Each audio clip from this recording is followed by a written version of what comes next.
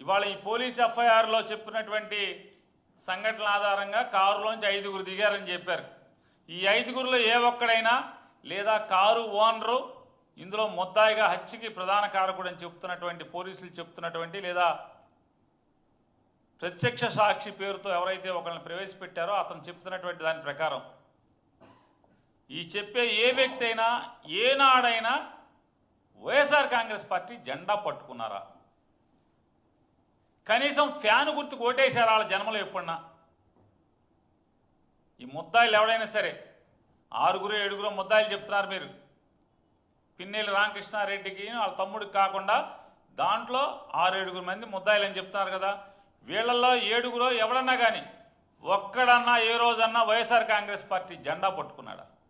ఏ ఒక్క రోజన్నా పిన్నెల్లి రామకృష్ణారెడ్డికి వచ్చి అతనితో తిరిగారా? ఏ రోజన్నా కనీసం ఫ్యాన్ గుర్తుకన్నా ఓటేశారా ఆ ఊళ్ళో? మరి పిన్నెల్లి రామకృష్ణ వీడు చెప్తాడు, నా కొడుకులారా వచ్చేది మా వైఎస్ఆర్సీపీ ప్రభుత్వం అంటే. తెలుగుదేశం ఓడేంటి? తెలుగుదేశం ప్రభుత్వం రాగానే తడతడలాడేంటి కొత్త స్కార్పియో కొనుక్కొచ్చాడు. ఇందులో ముద్దాయి తోట వెంకటరామయ్య. ఆ తోట వెంకటరామయ్య కారు తెచ్చి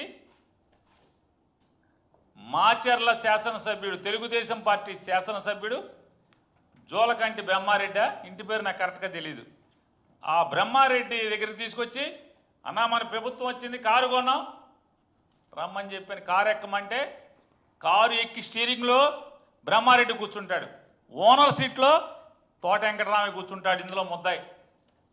చూడండి ఎమ్మెల్యేకి ఎంత చనువు కాకపోతే, ఎంత మోజు కాకపోతే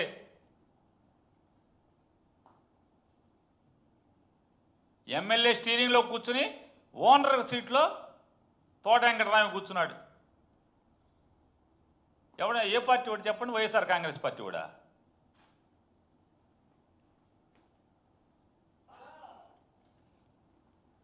ఈ ఫోటోలు చూడండి. ఇప్పుడు ఇందులో ఈ ముద్దాయి తోట వెంకటరామయ్య జీపు ఓనర్, స్కార్పియో ఓనర్తో పాటు పక్కన ఉన్న ఆయన మొన్న క్యాబినెట్లో ఉద్యోగం ఇచ్చామని చెప్పారు కదా.